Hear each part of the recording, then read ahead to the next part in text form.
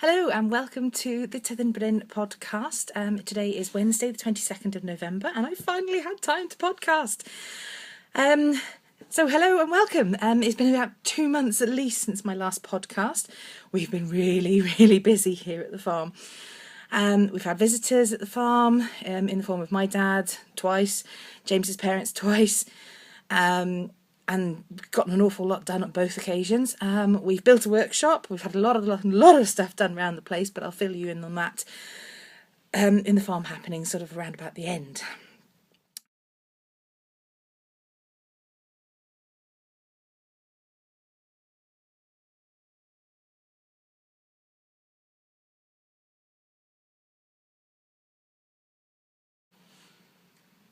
So, on with the knitting. I have finished 2 sets of little person socks.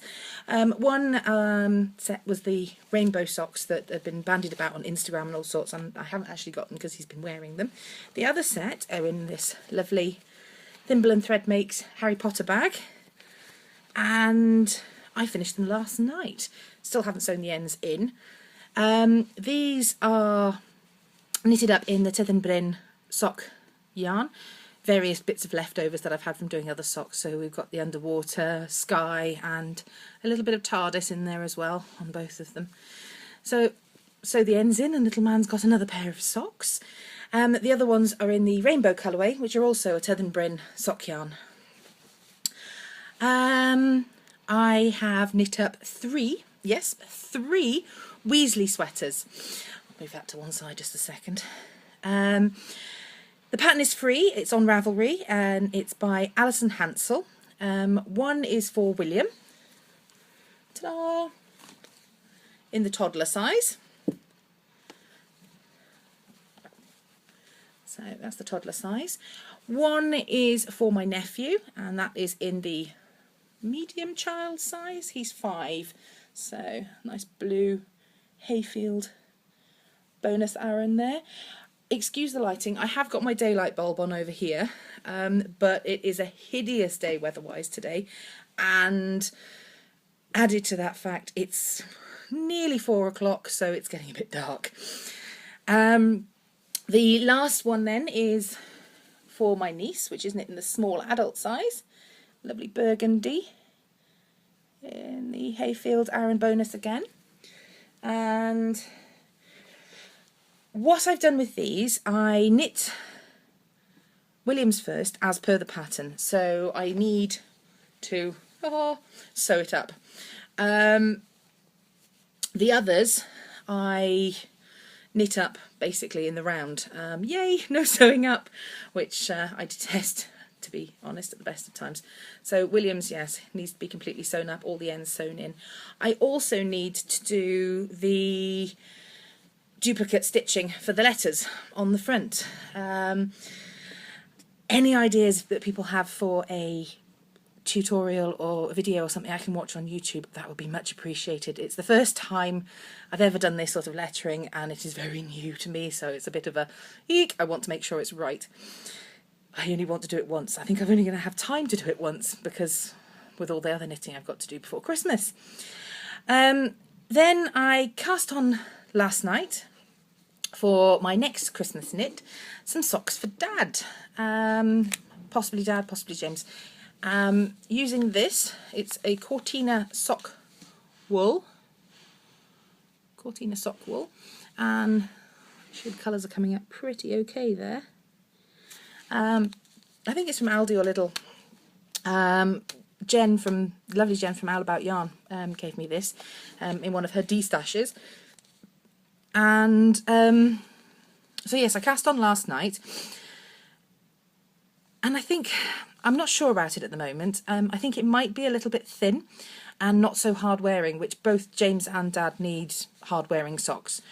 So what I'm going to do is I'm going to knit an inch or so, and then I'm going to decide what I'm going to do with them. So whether I'm going to keep knitting them, whether they'll be okay, or whether I tink it back and then hold the yarn double. I'm definitely going to use this yarn. It just might come out a bit more variegated if I'm having to hold it double, so we shall see. So that's what I've just cast on, literally just cast on. You can just about see it poking out of my needle holders. So yes, it's a bit I'll show you now. And poke them out. So it just, at the moment, it's given me the impression that it's a little bit thinner and a bit gappy. I use 2.75 needles, and I don't have loose tension. I fairly sort of, if it's such a thing, standard tension with my knitting. Usually get the gauge on most projects I knit. So yeah, I don't know. We shall see. That's one of these things that we shall see. So I've got lots of knitting plans now over the next month, but I obviously won't be able to talk too much about them in case the gifties are watching, because most of it's Christmas knitting now. A few hats, bits and pieces. So yes, lots of plans, but socks first.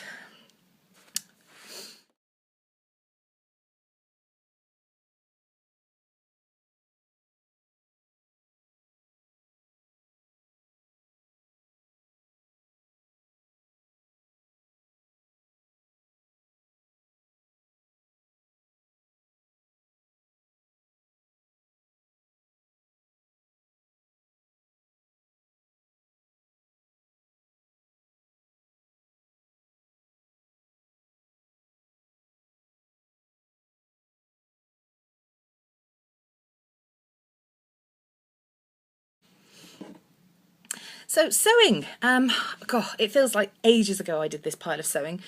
I've now finished the lounge curtains. They're all hemmed, hung, everything, and oh, they're lovely, and they really do make the lounge an awful lot warmer. I'll try and insert a picture here. If not, otherwise just look out for them in the photo story segments. I've managed to make 2 pairs of cord trousers for young Sir. The grey one's currently in the wash because he's wearing them, and these are the brown cord. Just a very fine, ooh, bits of yuck, bits of fluff. Very fine needle cord in a nice sort of dark brown. They fit him lovely. These ones need to be reduced a bit on the waist size because they're a bit slippy downy. So they fit him lovely. And I have made, so these are from, they're the largest size. They're the Simplicity pattern number 1566. So they fit him lovely now in the largest size, but this is the last time I'll use this pattern for him. Luckily I've got another pattern for joggers and trousers that goes up to about age 3, I think. I'll have to dig that one out and start using that one for him in future, because he'll have outgrown the Simplicity ones fairly quickly now. I finished 1 set of dungarees using the same Simplicity pattern, number 1566. Now, William's got a long body and shorter legs, so I was a little trepidatious about the pattern working okay on him. I didn't also have, I sat down to start making it and realised then that I didn't have popper tape. I just had my Prim popper inserter. So he's worn them twice, and each time I feel like I'm constantly redoing up the poppers right in the crotch. So they're, for now, the grey ones that I made up are shelved, and I will be using them for small bean number 2, who is due in March. And we found out not very long ago now that we are having another little boy. And so with the dungarees, I have another pair of them cut out in this brown cord, and this time, so I think, so he can wear them a bit, I think I'm going to sew the bottoms as trousers, so you sort of pull them straight on, not the poppered legs, which will give a lot more seam allowance, because doing the poppers with the Prim, I had to double over, make the proper seam, whereas if I'd done the popper tape, I could have just done a single one and then covered the edge of the cut edge of the fabric up with the popper tape, so it would have given me more seam allowance. So I lost a bit of seam allowance there on those ones. So I think if I sew them just as ordinary trousers, they'll be on and offable as a whole garment, which I can live with.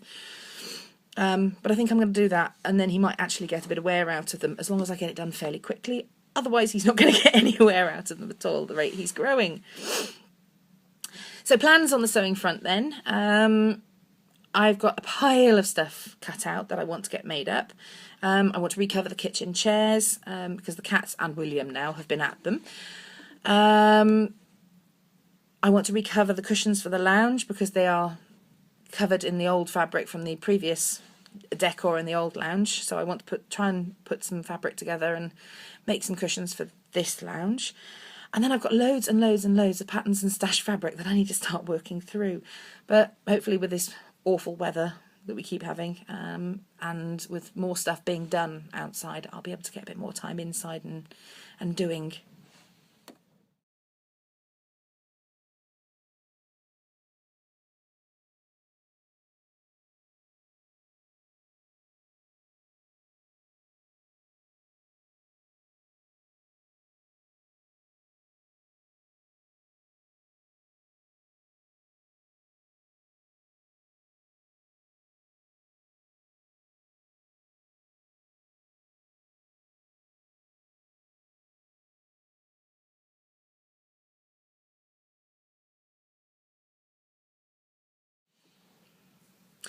On to acquisitions. So, since my last podcast, and basically since we moved, I've obviously acquired all the Hayfield bonus Aran to do the Weasley sweaters, and enough to do myself one after Christmas knitting has been done. And I probably won't be able to wear it until after the baby is born because, well, if I stand up now, my slightly burgeoning form now. So, yeah, this is another ball of the Hayfield Aran bonus. I had one in royal blue, a couple in the royal blue, a couple in the burgundy, and this is, I think, Wild Flowers or something. The shade says it's 0683, and if I can get it to work, this purple's really not showing up well. It's a purple. This is looking really way too blue. Anyway, it's a lovely purple, and I can't wait knitting it up for myself at some point. I probably won't be able to wear it though now until after the baby is born though, because, well, I just am increasing in size. It's feeling like daily at the moment. So, I've been lucky enough to make a flying visit to the West Wales Wool Show. That was in Narberth, so not actually too far from, about 45 minutes from where we are now, where we've moved to. And the lovely Zoe of Pins and Needles and Jen of Owl About Yarn have been busy bees at various yarn shows. On their podcast channels, you'll find links to their sort of out and about podcasts, which I think are hilarious. They're absolutely brilliant to watch. So hi Zoe, hi Jen. But they were kind enough to take some time out up north and visit a few yarn stalls for me. So between the West Wales Wool Show and the kindness of those two, I have got some yarny acquisitions to show you in a nice rustly paper bag here. I have got a lovely skein of the River Knits Mermaid, a skein of the River Knits Shroom,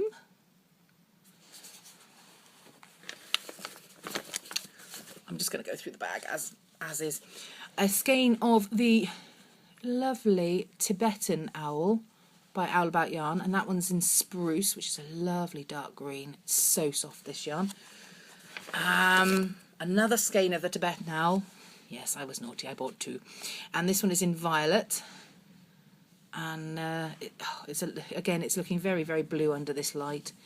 But it's a lovely deep, deep purple. So Violet, Owl About Yarn's Tibetan Owl. I have gotten Indian Giant Squirrel. I forgot to mention, these are all 4-ply. So Indian Giant Squirrel, River Knits. That is another one of her glorious colourways. And this one here, So What If I'm a Pansy? Again, the bluey purple. It's a lovely purple, a really bright purple, but this is coming out really bright blue on the camera here. I don't know what I can do to try and, you might be getting little hints of it, but that's about it. So anyway, this is So What If I'm a Pansy? Another River Knits. And then I have got some Flea, Bubs and Lala, and this is Plants and Rags, and it is a merino bamboo 4-ply. And this again is a lovely soft yarn, and it's in quite a purpley with some flecks of pink and some flecks of green in there. Again, I don't know how well that's going to come out. And finally, lots of yarny acquisitions. You like this? I have got my first skein of Mothie and the Squid. She's royalty, and this is 85% merino, 15% Neps, superwash, DK. So this one is a lovely burgundy with mustard and some reds, and there's some lovely tweedy fleckles in there. I've got no idea what I'm going to use that for, but it comes with a little teeny crown stitch marker. How cute is that? So that's Mothie and the Squid. The first time I've had a skein of Mothie and the Squid, so that's quite exciting. So that's all my yarny acquisitions, quite a lot of them. One skein of the River Knits, I think I'm going to gift to my mother at Christmas time. She's aware of this fact, so if she's watching, yep, you know which one you're getting as well. Mum, inadvertently as well, has also been very busy knitting and shopping. William and James now have matching hats with ears. James has barely taken his hat off. William, on the other hand, has made a game of removing his and running off. So he's happily wandering around with cold ears a lot of the time if we're out on the fields. The wonders of toddlers, hey? But, as the weather gets colder, hopefully he'll wear it a bit more often. Mum has also sent me a couple of gifts. A lovely apron dress. And this printed, it's sort of a denim. Oh, I'm making a right mess of this. So it's a crossover backed apron dress with all sorts of prints on it. Pockets. And it's buildings printed on it. And it is from Alison Holm Textiles. There's the information. And she makes these lovely printed apron dresses, and it should be big enough. Not for an apron, not for cooking, I was told as well. It's so hopefully it can just be as a sort of a coverall for my clothes, and as a sort of a dress, a bit posh dress. And it's big enough to fit me, and because it's crossover backed, it'll just open up as I expand. So that could be useful.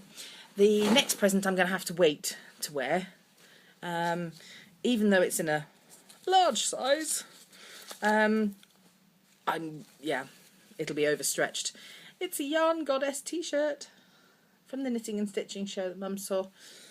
So, large size, but I think the bump this time might get a little bit too big for it. We shall see.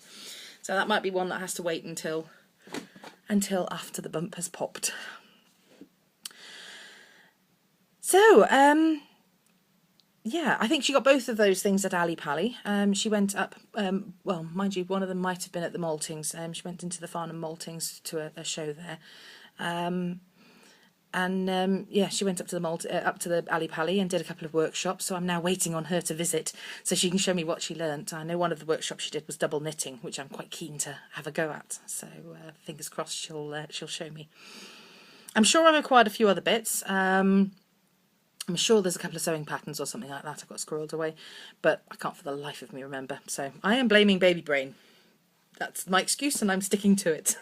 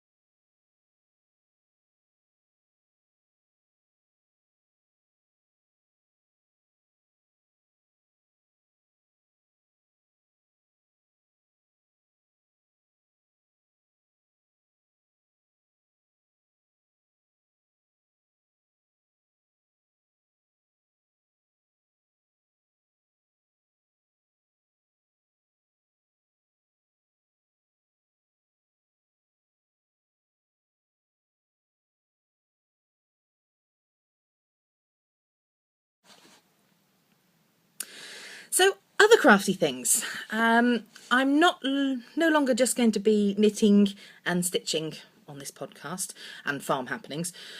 I'm going to start including some of the other crafty things that I've been getting up to. So I've been repainting a doll's house and fixing it because it blew over in the barn where it was being stored, and the door pulled off and ruined a bit of the back of it and yada yada yada. So I've been it was originally made by Dad and myself, and it was a teaching resource for when I was teaching in school, and I am turning it into a barn for the small boy to play with. So there's some photos in the photo story, and I'll try and insert another picture, more recent picture of it here.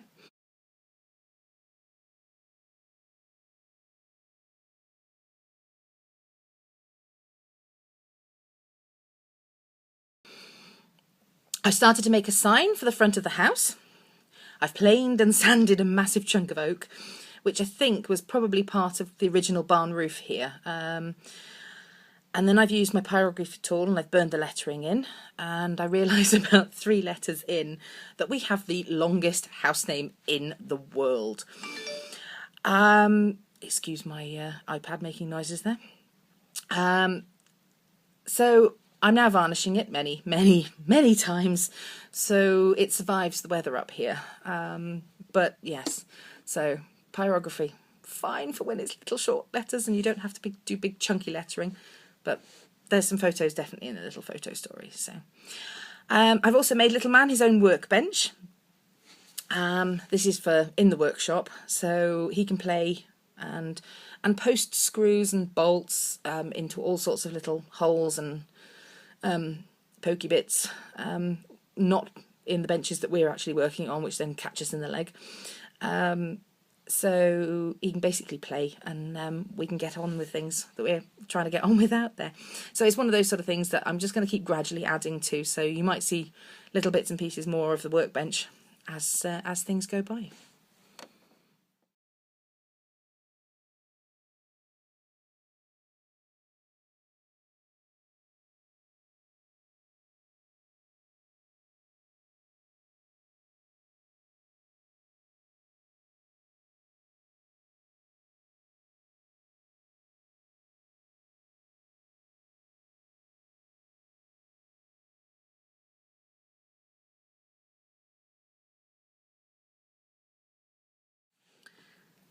Okay, cooking.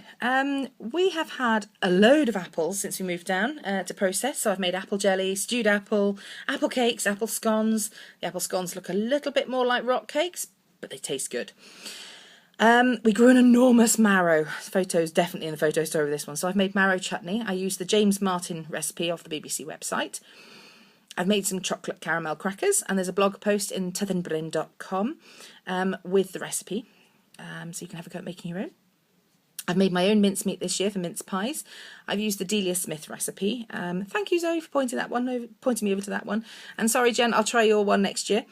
And that was on the BBC website as well. And Delia also came up trumps with a fab leek and potato soup recipe this month. So well worth a go, that one is, if you like soups.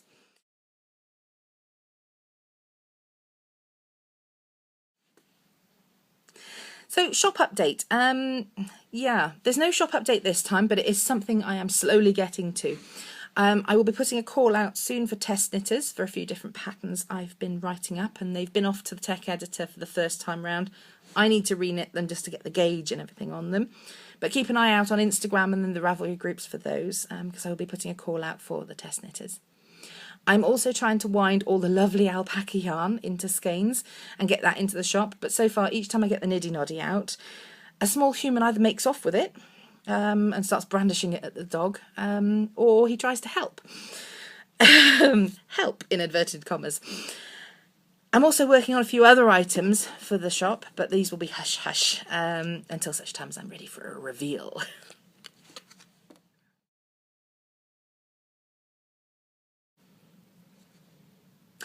So farm happenings, we have done loads. I've done some more in-depth blog posts and recently over on tyddynbryn.com, and a photo story on here, but a quick rundown because it'll take hours otherwise. A quick rundown is we've built, furnished and moved stuff into a workshop in barn 1. We've built a polytunnel frame which just needs some more base securing, cement blocks, etc. before it's skinned out. We've built a fruit cage which is now ready for mesh to skin that. We have planted a box and forsythia hedge. We've had an absolute ton of fencing done with gates and everything because we are that posh. We've had the hedges all cut. We've cleaned out and sorted side 1 of the barn. Side 1 of barn 1. There's still a long way to go on the sorting outs. And an awful lot of horse poop to move out the other 2 barns. Yay! We've collected and processed some wood. We've got loads still to go there. We're hoping to get as much stocked up. Trying to cut some dead wood for this year, which we've got some dead wood downed, so we're cutting that for this year, and then we're trying to get our stocks as well for next year, so we go into next year with a really good stock of wood for sorting out. We've planted spring bulbs. We've got chickens. If you missed the live hatching back at the end of September, the video is in the Tyddyn Bryn Facebook group. One hatches, I think it's the second video, at about 38-40 minutes, somewhere around about there, so go and check it out if you'd like to. So yeah, we've done a lot. I'm probably missing stuff, but it's in the photo story, I hope. So I hope you enjoy the photo story, which will be here.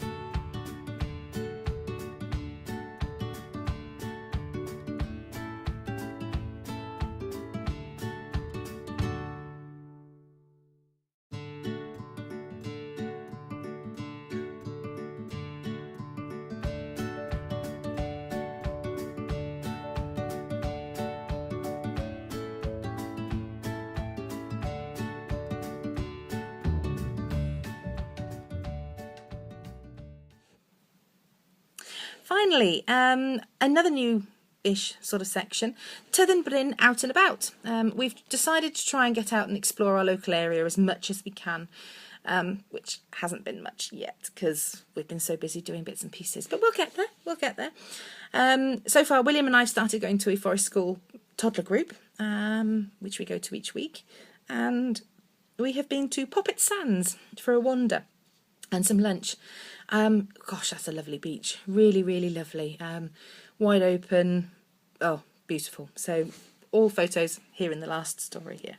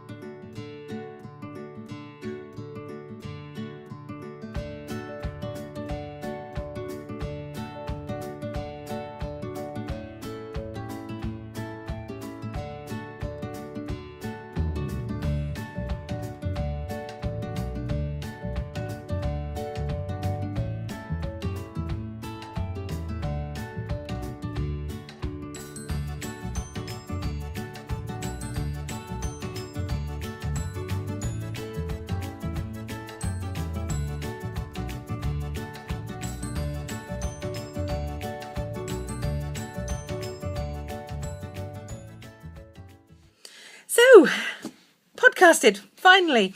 Thank you for watching. I hope you've enjoyed this podcast this time. If you did, please click like down below or leave a comment, and I'll try and reply in a timely fashion, but, you know, life, toddlers, all get in the way.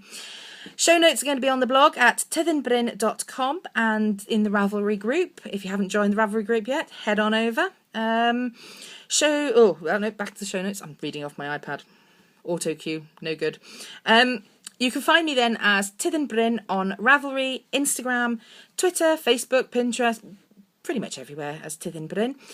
And if you don't want to miss any instalments of the podcast, please click on the subscribe button. I currently podcast when I can, but I am hoping to start getting onto at least a once a month sort of schedule, if not fortnightly. We shall see. So, thank you very much for watching, and see you again soon, hopefully.